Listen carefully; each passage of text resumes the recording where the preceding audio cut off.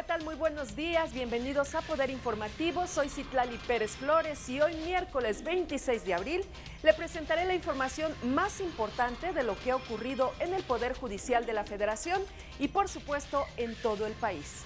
Antes de comenzar, permítame saludar a Nidia Díaz en la interpretación de lengua de señas mexicana. Ahora sí, estamos todos listos, comenzamos.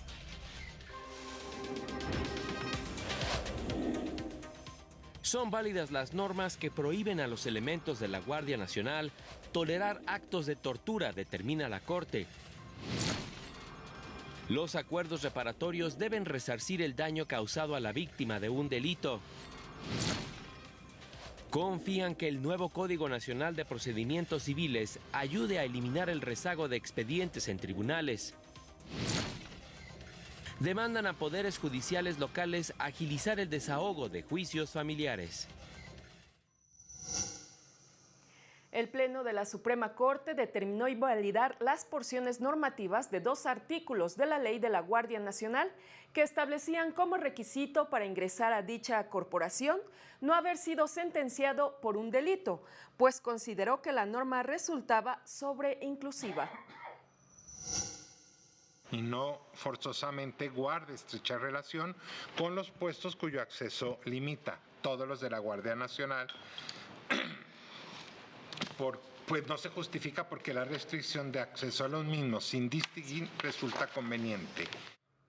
Sin embargo, no se alcanzó la mayoría calificada para invalidar requisitos similares que se establecían para ocupar el cargo de comandante de la Guardia Nacional o las que impedían ingresar a la corporación a las personas que hubieran sido dadas de baja en otras corporaciones policiales por actos de indisciplina.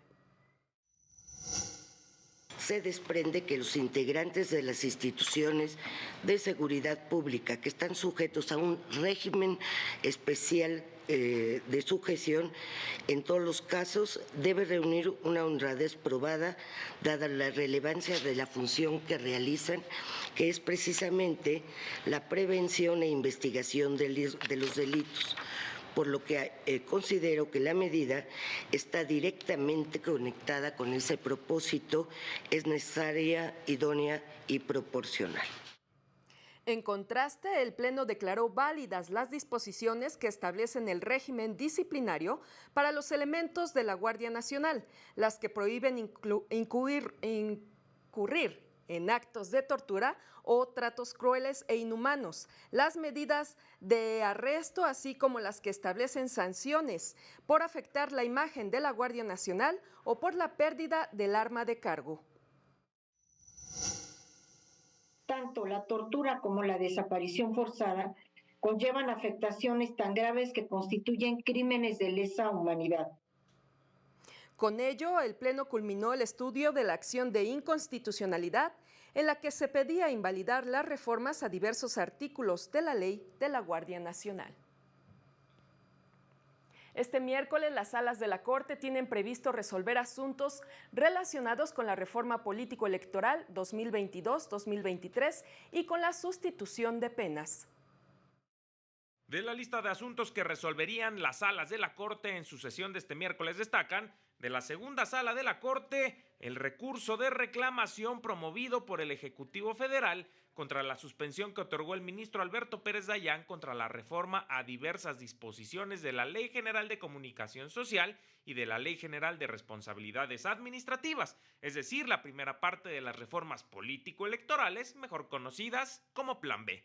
Dicha suspensión tiene el efecto de que las reformas no rijan en los procesos electorales en el Estado de México y en Coahuila.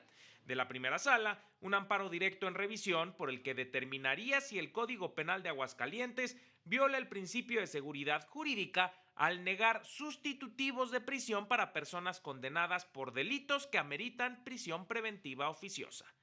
Poder Informativo, Mario López Peña. Y la primera sala de la Corte determinó que el derecho a la reparación integral del daño implica una garantía estatal que se traduce en el deber de las autoridades de verificar la proporcionalidad y el efecto reparador de las obligaciones pactadas y de su cumplimiento, garantizando que prevalezca el mayor resarcimiento posible de la dignidad humana de la parte agraviada. Por ello, en la celebración de los acuerdos reparatorios, la Fiscalía y el juez de control deberán asegurarse que las partes encuentren una solución adecuada y proporcional del conflicto, que precisen sus efectos y cuiden que el acuerdo se pacte sin violencia o intimidación, debido a que solo así se demostrará que fue su voluntad la extinción de la acción penal, en especial cuando están involucradas personas en situación de vulnerabilidad. La sala recordó que en estos casos las partes renuncian a someterse a un juicio penal tradicional a través de la aceptación del imputado de su responsabilidad y de su obligación a reparar el daño a la víctima u ofendido de manera integral. En más noticias, ante universitarios, la ministra Margarita Ríos Farjat habló de los beneficios que podría tener en la impartición de justicia el nuevo Código Nacional de Procedimientos Civiles si cuenta con mecanismos alternativos de solución de conflictos. Juan Carlos González con los detalles de la información. La ministra de la Suprema Corte, Ana Margarita Ríos Farjat, celebró la aprobación en el Congreso de la Unión del nuevo Código Nacional de Procedimientos Civiles y Familiares, aunque reconoció que llegó 5 años tarde. Yo espero que este código contribuya a solucionar muchos problemas, pero pues ya empezaron mis dudas, pero tendría pues la expectativa de que a mi manera de ver, reitero, pues no había un desarreglo. Entonces, y ya les dije, mi regla es no se desarregla lo que funciona. No había un desarreglo. Ante profesores y estudiantes del Instituto Tecnológico Autónomo de México, la ministra explicó los criterios relevantes que ha emitido la Suprema Corte ante la omisión legislativa que había en esta materia. Resaltó que en la mayoría de los casos la Corte determinó como inconstitucionales las reformas que realizaron los congresos estatales para actualizar los códigos locales, asuntos en los que ella quedó en la minoría. Pero ¿cómo entendemos que mientras ese código no exista, qué hacen las entidades federativas? Es que siguen vigentes los códigos hasta en tanto se emita el nuevo. Pero ese hasta en tanto ya vieron que duró 5 años. ¿Qué hacen mientras las entidades federativas? A mí me parece que no es prohibirles, o no era prohibirles, o falta que se publique esto, pero no es prohibirles que ejerzan su soberanía interior. Explicó que el nuevo código entrará en vigor en 2027 y mientras tanto los congresos de los estados seguirán maniatados para actualizar los códigos locales que aún tienen vigencia.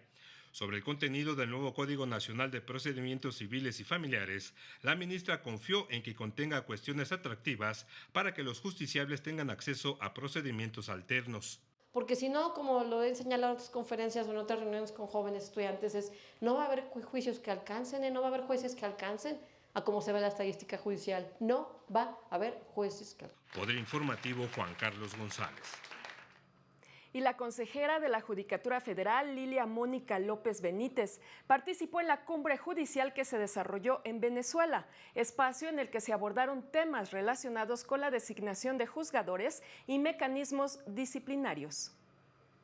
El Poder Judicial de la Federación acudió a la 21ª edición de la Cumbre Judicial Iberoamericana que se llevó a cabo esta ocasión en Venezuela. La consejera Lilia Mónica López Benítez representó al Consejo de la Judicatura Federal. Y en esta cumbre judicial iberoamericana se trató un eje temático muy específico que se denominó por una carrera judicial eficiente y eficaz, una carrera judicial independiente y eficaz. Y este eje temático fue el que rigió todas las actividades que se distribuyeron en 4 grupos.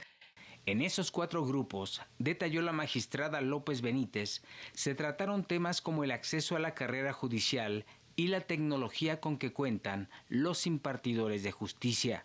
Y creo que un punto también muy importante fue el tratar el régimen disciplinario, pero a partir también del bienestar del personal, del bienestar judicial, es decir, con una perspectiva de salud que me parece que es un punto novedoso que se debe de tener en cuenta en todos los poderes.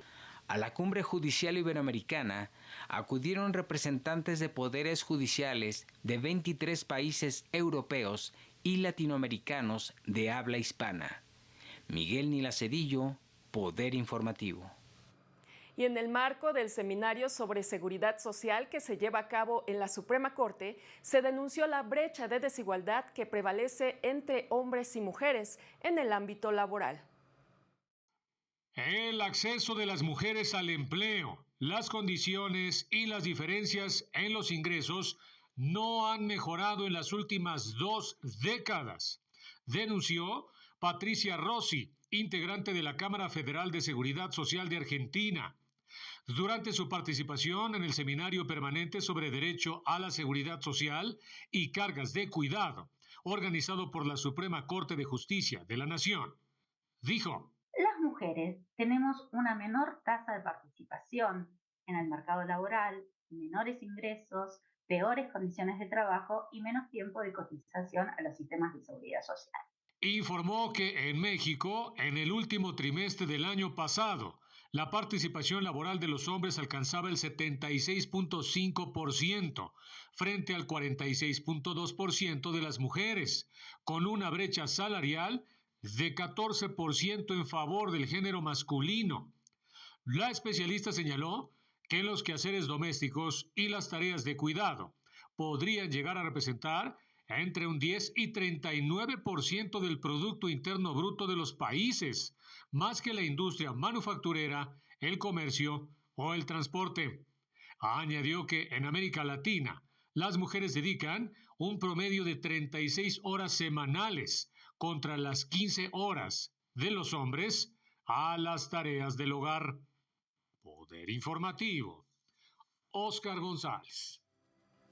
Vamos a una pausa, pero antes la Ciudad de México y todo el país con altas temperaturas.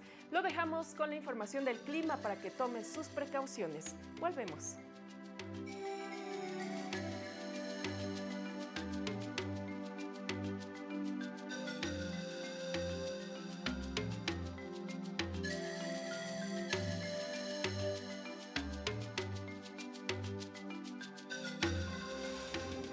Al regresar, 52.6% de infantes en México enfrentan desnutrición y pobreza.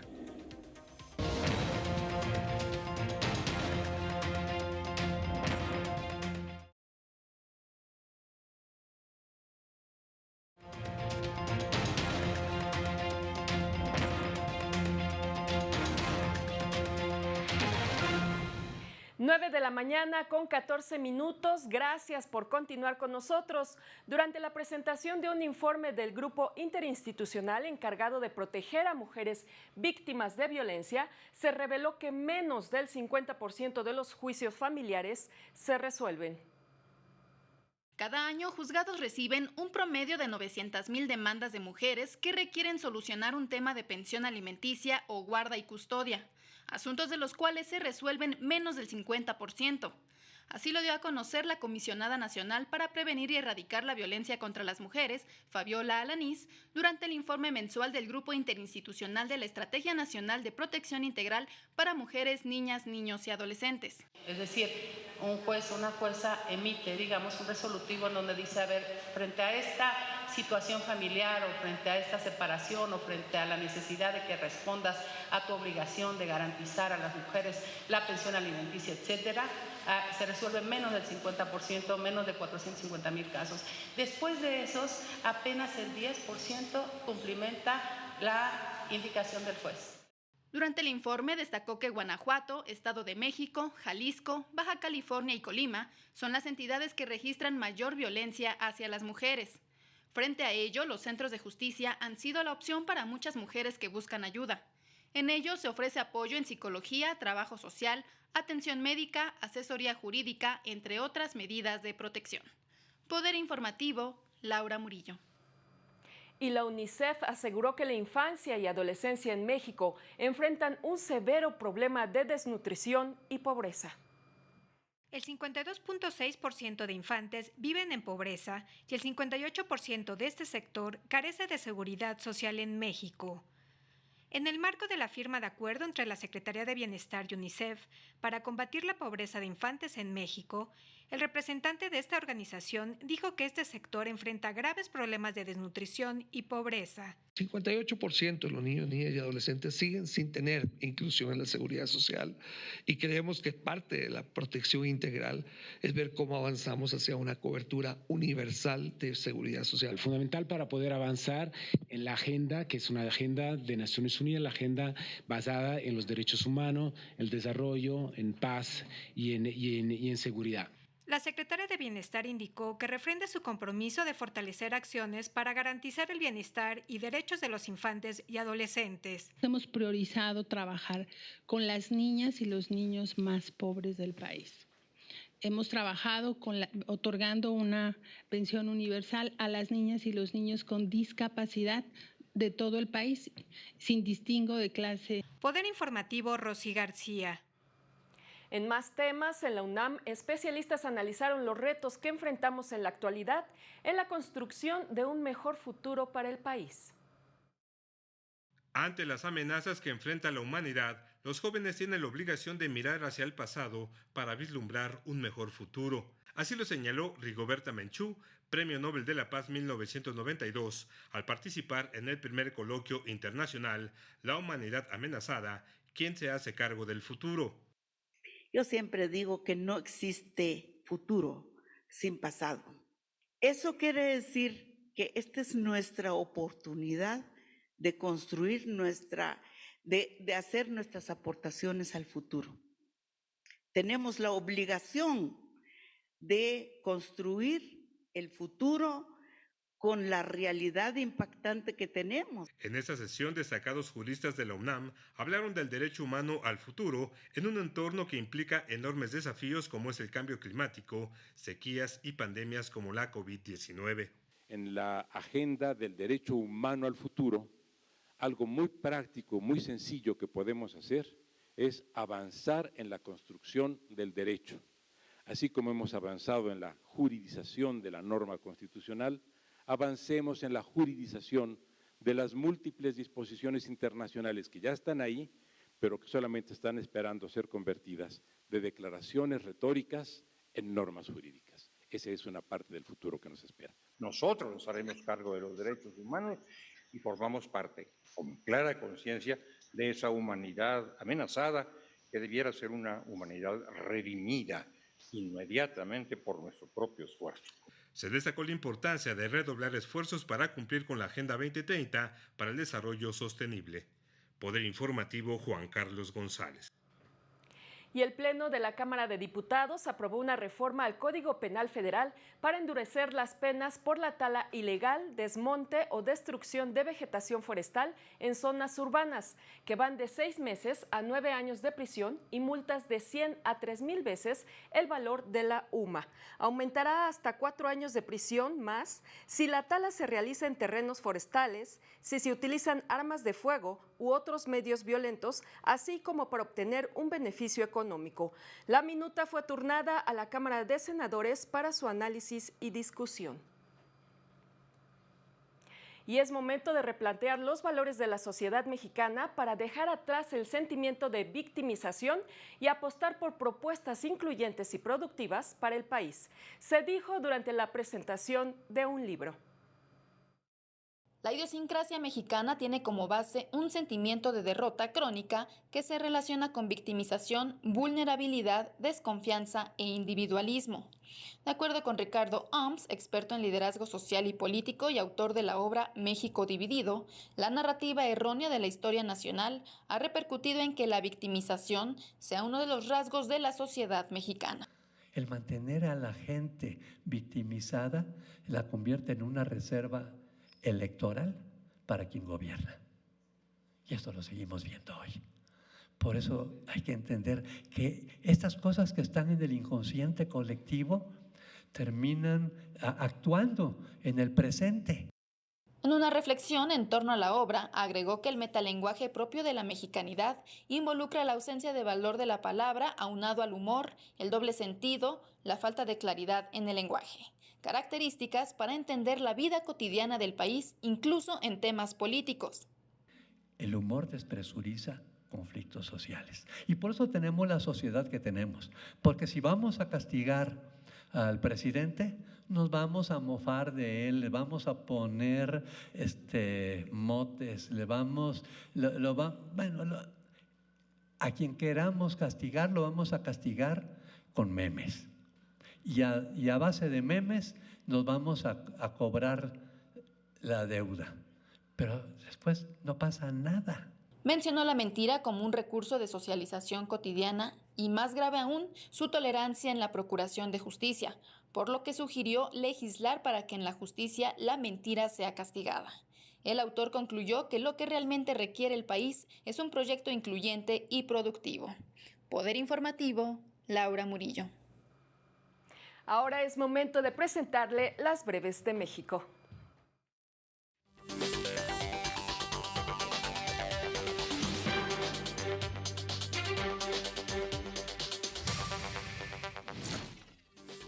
El primer tribunal colegiado en materia penal del primer circuito concedió un amparo a Juan C., quien fue acusado por la Fiscalía General de la República por los delitos de delincuencia organizada y lavado de dinero a través de la Caja Libertad por un monto de 155 millones de pesos. Un juez de distrito en Chihuahua vinculó a proceso al delegado del Instituto Nacional de Migración, Antonio N., por el delito de ejercicio ilícito del servicio público en relación con el incendio en el que perdieron la vida 40 migrantes. Además, se fijó un plazo de 4 meses para realizar la investigación complementaria. Fue detenido el exdirector de administración de Segalmex, Jesús Óscar N. Es acusado del desvío de más de 142 millones de pesos. Con ello, ya son 11 las personas detenidas por estar involucradas en el quebranto a dicha empresa. Son acusados de lavado de dinero y delincuencia organizada. La Comisión de Puntos Constitucionales de la Cámara de Diputados aprobó un dictamen que reforme el artículo 123 constitucional para establecer que por cada 5 días laborados, el trabajador tendrá derecho a cuando menos 2 días de descanso. Momento de una pausa, pero no se vaya porque tenemos más noticias aquí en Poder Informativo.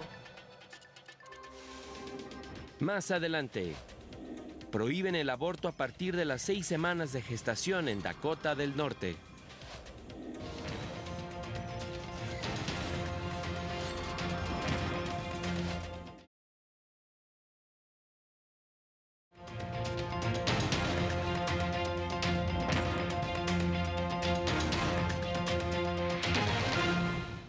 Mañana con 24 minutos, estamos de regreso con la información internacional. 2 muertos y 10 lesionados dejó un ataque con misiles por parte de la milicia rusa contra un museo de historia en la localidad ucraniana de Kupiansk. Equipos de rescate continúan las labores para retirar los escombros y buscar a personas que pudieron haber quedado atrapadas. El alto comisionado de las Naciones Unidas para los Derechos Humanos pidió a las autoridades de Rusia y Ucrania investigar las supuestas órdenes de ejecución de prisioneros de guerra por parte de ambos bandos, luego de que se difundieran grabaciones de audio en las que mandos militares ucranianos y rusos ordenan a sus tropas no dejar sobrevivientes. La Comisión Europea realizó el tercer pago de 1.500 millones de euros a Ucrania como parte del paquete de asistencia en el marco de la invasión rusa y el cual servirá para pagar salarios y pensiones y ayudar a mantener en funcionamiento los servicios públicos esenciales como hospitales, escuelas y refugios. El gobierno de Dakota del Norte en Estados Unidos prohibió el aborto a partir de las 6 semanas de gestación, aún en caso de violación o de incesto. La medida fue aprobada en el Senado local y entrará en vigor de manera inmediata.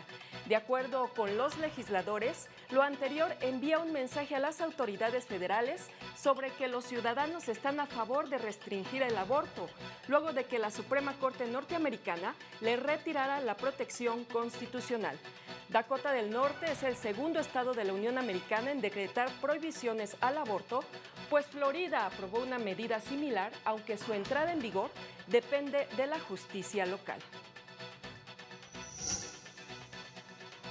La Organización Mundial de la Salud alertó sobre riesgos biológicos elevados en la localidad de Khartoum, Sudán, tras la ocupación de un laboratorio sanitario por parte de los combatientes en el conflicto en aquel país.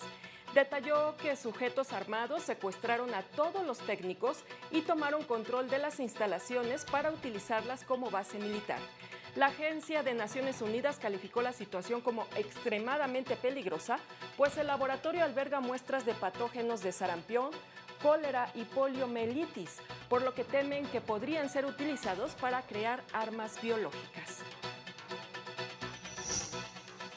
Y ya de regreso a nuestro país, al comparecer ante comisiones del Senado, la gobernadora del Banco de México confió en que la inflación siga a la baja. Lorena Sánchez Cabrera nos tiene la información.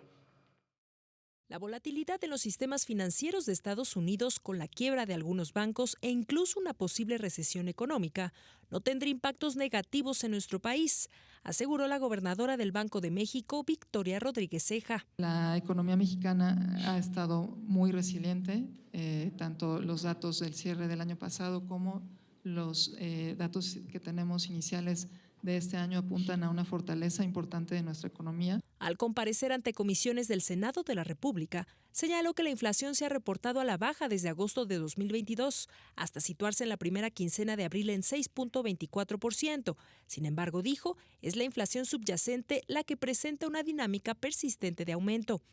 En su lectura más reciente, correspondiente a la primera quincena de abril de 2023, este indicador se ubica en 7.75%. La persistencia de este componente de niveles elevados es uno de los obstáculos más importantes para que la inflación logre consolidar una reducción sostenida hacia nuestra meta de 3% en el horizonte de pronóstico, por lo que nos mantenemos vigilantes de su dinámica. Informó que al cierre de 2022 se tenían en circulación más de 52,000 millones de billetes y monedas, cuyo monto excede los 2.700 miles de millones de pesos. Poder Informativo, Lorena Sánchez Cabrera.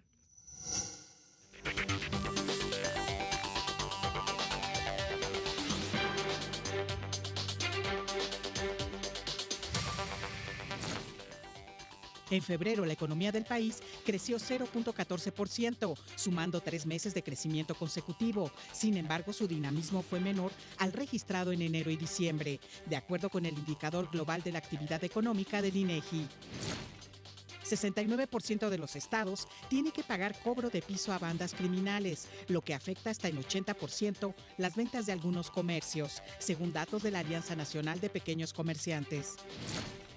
De acuerdo con cifras de la CONSAR, las minusvalías registradas por la SAFORE en el 2022 están en proceso de recuperación, por lo que aún están suspendidos los cambios de administradora. Dijo que del total de recursos del SAR superior a 5.4 billones de pesos, 50.2% se han generado de los rendimientos de las inversiones que realizan las SAFORE.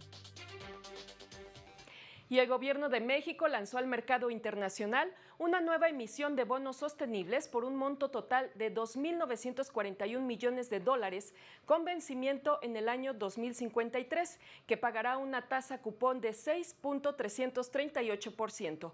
El bono tuvo una demanda de 12.038 millones, equivalente a 4.1 veces el monto colocado, y contó con la participación de 300 inversionistas institucionales.